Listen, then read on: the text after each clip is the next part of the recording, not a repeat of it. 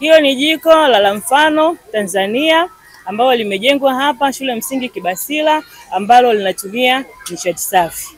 Kabla hatujaletewa hili jiko, shule msingi Kibasila ilikuwa inatumia kuni.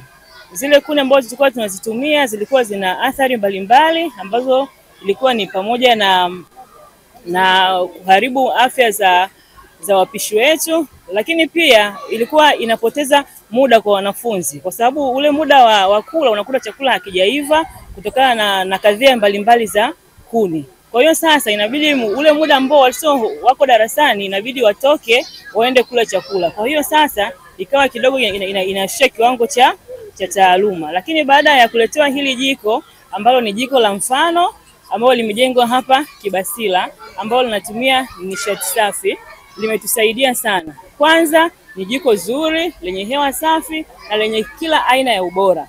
Lakini pia hao wadau wetu wametuletea pressure cooker ambazo zimepunguza matumizi ya kuni. Hapo mwanzo tulikuwa tunatumia kuni za 20,000 kwa siku. Lakini kwa sasa hivi baada ya kuletewa hizo pressure cooker tunatumia umeme wa shilingi 5,000 mpaka 6,000. Haijai kufika 7,000.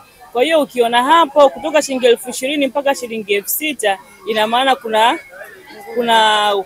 kuna upungufu kidogo wa pesa hapo ambayo sasa zile pesa zitasaidia kuongezea kwenye lishe ya watoto.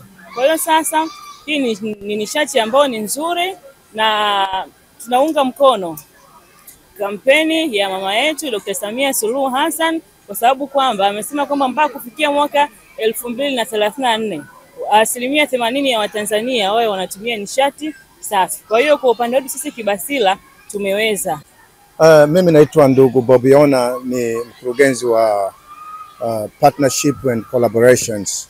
Ndio wavumbuzi wa teknolojia, na unapozungumzia kuhusu nishati safi unazungumzia innovation na vile unazungumzia kuhusu namna ya kufanya hii huduma iweze kuwafikia walengwa, yani watumiaji kwa bei nafuu, kwa unafuu zaidi, ili lile lengo la mpango wa taifa wa kufikia malengo ya 80% yaweze kufikiwa vizuri katika zile dhana tatu za public awareness, behavior change and na stakeholder collaboration. Sisi tutaifikia kwa haraka sana kwa sababu majiko yetu haya yana mfumo wa kumfanya mtumiaji aweze kutumia kiwango ambacho ni chepesi zaidi, ni nafuu zaidi.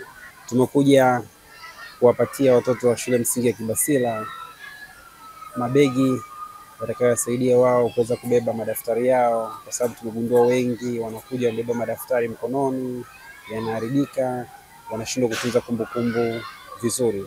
Kwa hiyo kama sehemu ya kampuni tumeamua kujitolea kwa ajili ya kuwasupport watoto wetu hapa ili waweze kusoma vizuri na kutunza kumbukumbu zao vizuri.